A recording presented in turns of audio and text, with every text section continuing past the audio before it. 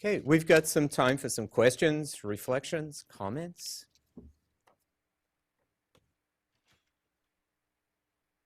Malcolm? Thank you very much, Susan. I love your diagram. Now you need a bigger slide to put it all I do. but it really shows the tension between. It really shows the tension between around where you put that your accrediting circle, and there are accrediting bodies that are more to the left, and there are accrediting bodies I suspect that are more to the right. And so I wonder if you could comment on that tension across different professions, accrediting bodies, depending on where they're located in that dynamic that you described so nicely. Yeah. That really is the crux of accreditation is where that gets placed. And it is not the call of the accreditor to place themselves. It's the call of the profession and the educators and the accreditor to find the right place for that profession. So what that tells me is that when there is a profession whose circle is too far to the left, there is a profession that is not sufficiently engaged in the conversation about what constitutes quality education. And so while I wouldn't say that any one of those three players, accreditor, educator, or profession, is responsible for that, it's sort of a diagnostic symptom. That's a situation where there's been too much letting the accreditor respond to one end of the force of movement. It need not do that. The profession need not stand for that. And in fact, in the US, they wouldn't let that happen. Where it is happening, it ought to be stood up. I can tell you any number of times the accreditors in the room will speak to this also, where a group of constituencies have said, this isn't an acceptable set of standards for us. We are part of this profession and that doesn't reflect us. That's a conversation that absolutely needs to happen across a profession and its educators with its accreditor reflecting that conversation. If I could just follow up on that, really what you're implying then, and correct me if I'm wrong, is that the partnerships between the three parties that are part of the mix that you're talking about is really critical and then that partnership is complicated or made more complex by different professions being in different places. And that's what we're interested in here, is how to bring those different diagrams sort of into alignment in some way. And I wondered if you could give us some tips on how to do that, because it's really a critical issue where the accrediting bodies lie in the 24, 25 different health professions that we're dealing with. So I think I would point for advice to what you think are the professions in which the accreditation circle is in the right place. When you, and I don't know enough about each of the locations of the accreditors to say that, but I would point to that. What are the cluster of, or 5 or 6 accreditors who you think really have it right? And look at what the conversations have been for those in those professions. How have they arrived at their standards? How have they addressed that question of, I come back to my slide here. How have they addressed where to put that circle? I can think, again, it's useful to just recall here that probably any one of us in the room plays at least 2 and maybe 3 of those roles at any given moment. So you sort of have to remember which hat you have on. I can think as an accreditor myself at the APA, there were lots of people out on the point who were saying, please put this into the accreditation standards. All people should understand suicide prevention. All people should understand biofeedback. And while I might personally agree with that, I need to hear from the larger profession that that's not just out at the point, but it's really in the emerging practices So the example in that case, those are actually not great examples of, because they are all in the curriculum, but the example in that case was a process in which a particular advocate for a curriculum component felt very strongly, but didn't engage the profession in collecting concurrence about that. And so there are parts of the profession that's saying, eh. And it's those parts of the profession that said, no, you're too far out in the, when it comes back further, when we see that it is more broad spread through the profession. So it's perhaps how the profession has come to think about it, how it addresses innovation. Does innovation have to be 50 years old before it counts as tried and true? Those are cultural differences within a profession that might be useful to see how the professions that you think have done it right, how do they do that? How do they resolve that movement from the tip into the accreditation zone? Yeah, I see all the hands. Yeah, and I would just add to that too, in response to Malcolm's question, how each profession has that dialogue between those stakeholders is going to vary a little bit dependent upon the culture of your individual profession. Like, for example, in my profession, we process everything. So we have to have lots of different forums and lots of different opportunities for that discussion to happen before we get consensus. Other professions are much more, boom. There's a difference in the culture of different professions. So there isn't a standard answer, but what's important is how are you going to facilitate that dialogue between all of those stakeholders to get to where that circle belongs. I think the first person that had his hand up was actually back there. Robert? Yeah. Hi, I'm Roger Strasser, Dean of the Northern Ontario School of Medicine in Canada. Thank you for your great overview of accreditation and the issues. You talked about accreditation as sort of being on a spectrum from quality assurance to quality improvement, and I kind of want to come back to that. But you talked about how there are continuing developments within professions and the role and function of the profession, and also the interplay between the professions. It seems to me that there's also continuing development of notions of quality education, like what is quality and how you recognize that and so on, which is another factor. And that the accreditation enterprise itself is also in evolution. It isn't just just quality improvement or just quality assurance. But at least my impression is that the trend is from maybe in the past a focus on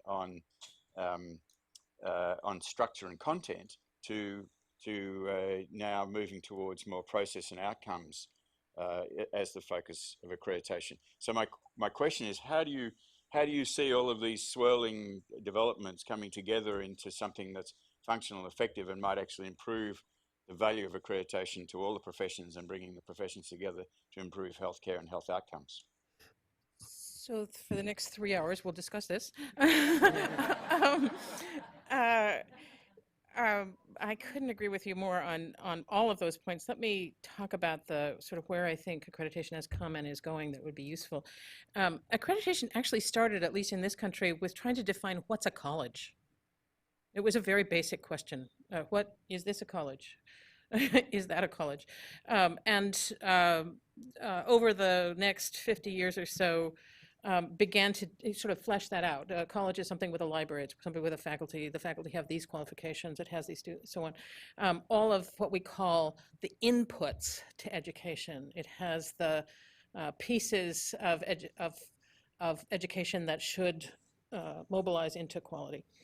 I use the word inputs. That's definitely what the people had been thinking about probably about 25 years ago. Accreditation started to think much more about outcomes, not so much what goes in, but what comes out. And so what you hear now is, so what are students learning? I don't care how many books there are in the library or if the professors have PhDs. I want to know if they can take a blood pressure. I mean, the other end of that. Sometimes the outcome is measured with a single test. I saw that that's on your agenda. That'll be an interesting discussion to listen in on. Sometimes it's on multiple measures. Typically, programs in accreditation have many outcomes that they're looking to establish, and the programs are using multiple metrics to understand that. That direction strikes me as a really good thing, especially in the professions. It's actually harder in the liberal arts undergraduate institutions. It's a little harder to determine what the outcome is supposed to be because they are so different. But professions are a different story. And if what you're trying to teach to is making sure that your students are prepared, your program is preparing your students to do X, Y, and Z that are competencies in the practice of the profession that you know are necessary for successful and good healthcare, that's a great way to advance the profession, so that as you know more, as there's more research, as there's more demand, as there's different kinds of models, those competencies that are needed out there in the work become reflected as outcomes in the programs and then monitored, reflected in the accreditation process. So it strikes me that it's a very helpful direction for accreditation to be going, particularly for the professions. It's not so helpful for your basic colleges, and that's a whole nother forum another day. Warren? Warren Newton from the American Board of Family Medicine. Thank you so much for Yeah. a very clear overview. I'd really appreciate your wisdom about another, what I think is a burning issue in healthcare right now, is the right relationship between accreditation processes for institutions and certification processes for individuals. This is particularly an issue because we increasingly learn that at the interface of those two, between organizations and teams and individuals, is where quality is. Yeah. And who regulates what and how do they get along and what's the right relationship, and looking for wisdom. Yeah. um, yeah. So I've lived in both of those worlds also. That same tension. Important to remember that accreditation focuses on the program. Obviously, there are individuals, students in those programs who hope to become licensed or certified, but it focuses on the program. And the unit of analysis is the program. It's not the individual. And so while, I'll take an extreme example, while a program may prepare a student to have all of the competencies that will allow them to pass the test that they will have to pass in order to be certified, the fact that the student doesn't pass the test isn't so much necessarily the program's job, it's the individual's job. There's some point where the program's responsibility stops and the individual starts. So you'll notice that no accreditation system has, that I know of, you guys will correct me, has as an outcome criteria for quality 100% pass rate on the exams. They're proud when they have them, have that, but they don't require that because it isn't an individual certification process. Accreditation is not an individual certification process. The individual certification process, in turn, is very much focused on the individual capacity. It keeps very close track, typically, of the preparation of who is allowed into the certification exam door. And in some cases, I can think of my work with the National Register and the Association of Provincial and State Psychology Licensing Boards, trying to designate what's a psychology program, even if it's not accredited, what's a psychology program, so that a board could know who to let in the door. It's almost a form of accreditation by the certifiers. So somewhere between these two, there's the accreditors that go up to here, there's the certifiers that go from here, and there's the individual in between. And then, of course, there's the individual practice competency after they pass the exam, which is a whole nother story, which actually the accreditors ought to be listening to. Certifiers ought to be listening to also. The only thing I can offer in terms of wisdom of how to bridge those conversations is that The licensing boards are part of the constituencies. The certifiers are part of the constituencies that need to be in the standard development for accreditors.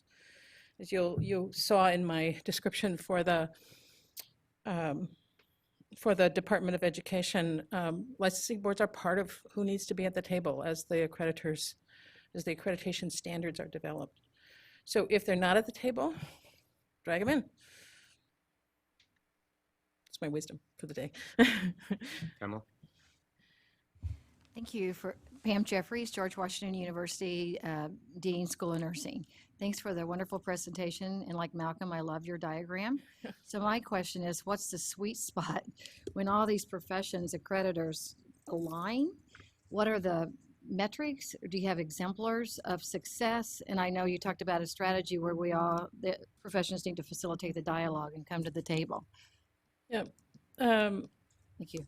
I really had a fun time thinking about this, about what this was, how this might look. And I don't have an answer for you, but I have questions like, so what would it look like if we did this well? What if there were connections between those circles?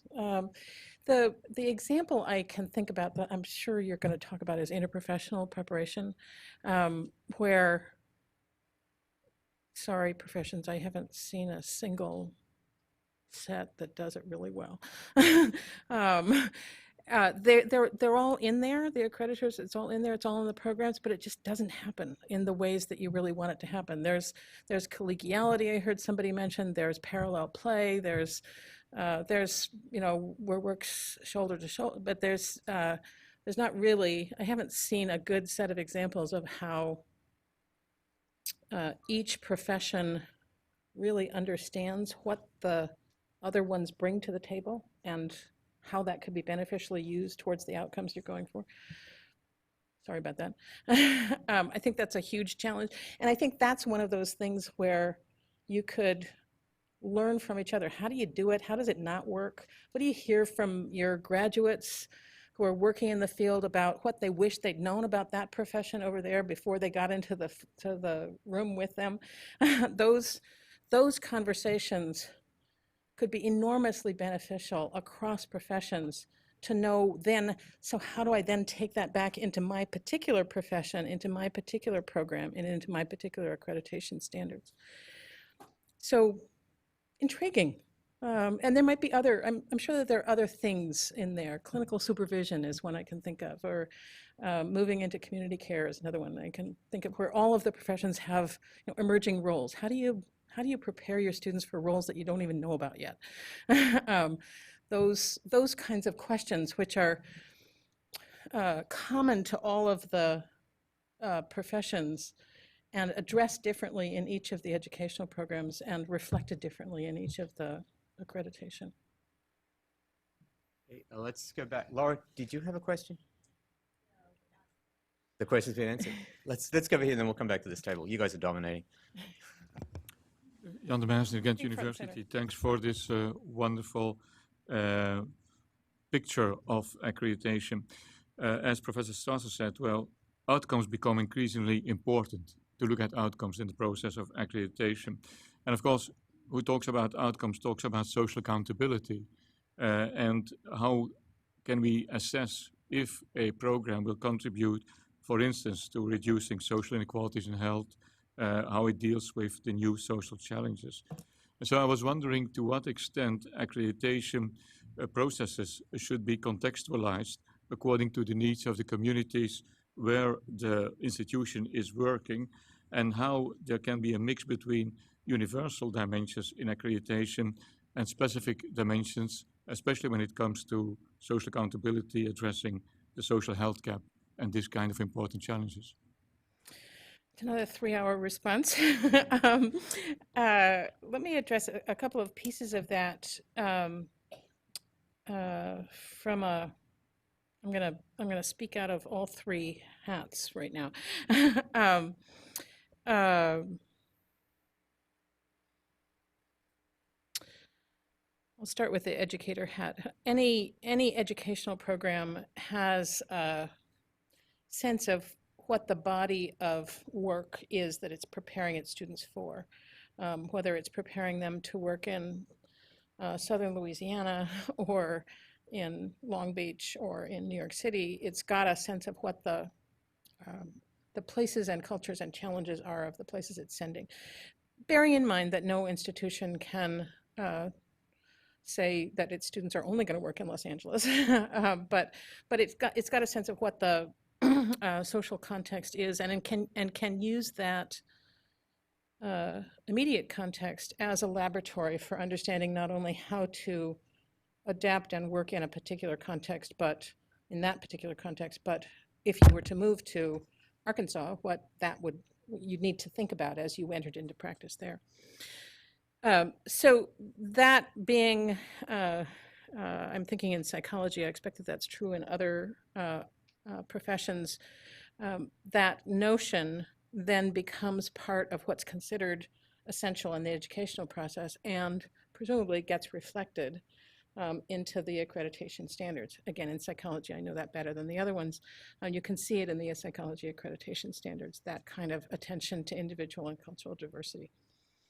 How you then ask accreditors and the profession and educators to think about making a difference there, not just functioning competently, so we can think about competencies there, but also to move the dial there. I think one of the most important resources that the profession, the educators and the accreditors have is their graduates. The new professionals, the not so new professionals, the 5 years out, why didn't you teach me about that? Professionals who are informative about what their lived experience is, what they can see with the benefit of some experience now would have helped them make a difference in the ways that they can now see the difference can be made. An enormous resource for, especially for the academic program, to hear what that experience is, what differences are made, and what differences could be made by those individuals in practice. And that can then inform, what the innovation needs to be in the academic program. There certainly is, it's very common in accreditation to have information about the work, certainly the job titles, and less so about the actual work of one's graduates. But I think of that as even a broader resource, just from an educator's point of view, that there is that intersection between the first education and the actual practice is a moment that can tell you a lot and should be something that is listened to carefully. David? Thank you. David Benton, Chief Executive Officer of the National Council of State Boards of Nursing. I love your model, and I just want to check out whether there's a multiple dimensionality to it, because I think you pointed out that within the room there were people from different countries, and that actually might help us to look to see where we are going. I would suggest in a very globalized environment where educational delivery is really a transnational product these days. So I suppose my first question is, could we take your model as it currently stands, which is a sort of two-dimensional model, and actually stack it as a set of cards representing different countries, so that if we're really thinking about what the future of accreditation looks like, we need to think about that? That's my first question. Absolutely, you could do that. And I think couldn't do it with a screen. I couldn't figure out how to do it. We're always limited by technology. Yeah. And I guess the second one, though, is from my experience of my previous 10 years experience was working in a global organization, is that whilst focusing on the accreditation of the professions is important, it is not the only accreditation systems that are in play in relation to the care delivery environment, the educational environment, some of the legal frameworks, et cetera, et cetera. So I suspect that this is a simplified model of reality, and I would just like you to comment on that. Yeah, absolutely. I just put back up the context, especially in healthcare where I don't think that's meta regulation it doesn't like. There's the delivery of care, the accreditation of healthcare service systems, the regulated behavior of healthcare providers. I mean, there's just enormous amounts of regulation. I find the folks at the American Council on Education tend to talk about the volumes of regulations that apply to simply a given university, and then add on to that the stack about the healthcare context in which they might operate.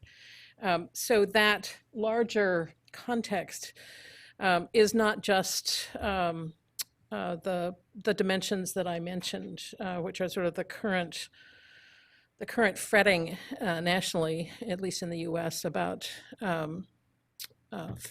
dollars and learning outcomes, but also a much larger set of regulation about just about everything. So you couldn't, what he said is absolutely right on. Okay, Pete? I wanted to, Pete Flassis, I'm with the Accreditation Council for Pharmacy Education. I look at your diagram and I look at your comment about wouldn't it be wonderful if the accreditors kind of, talk to each other and learn from each other. And what you're describing there is the mission of the Association of Specialized and Professional Accreditors. And that's in fact what we do, and we learn and we network. And boy, that's a good idea. I'm taking that one home and that kind of thing. So I think we're collectively looking at wanting to be on the right side of that diagram there, and we're working hard at it. But a question would be, we talk a lot about preparation of students and entry into practice, yet practitioners are in the field for 40 years.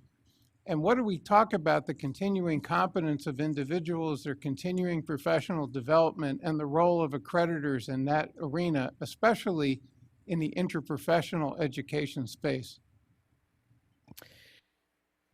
Yeah. Let me also first say, yes, I know Joe is here. I know what ASPA does. Absolutely. It's a great place and venue for that kind of conversation. The longer term, it is, I've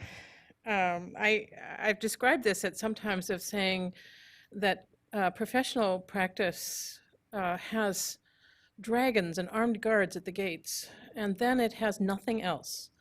Not complete nothing, but close, close to nothing else for the next 40 years.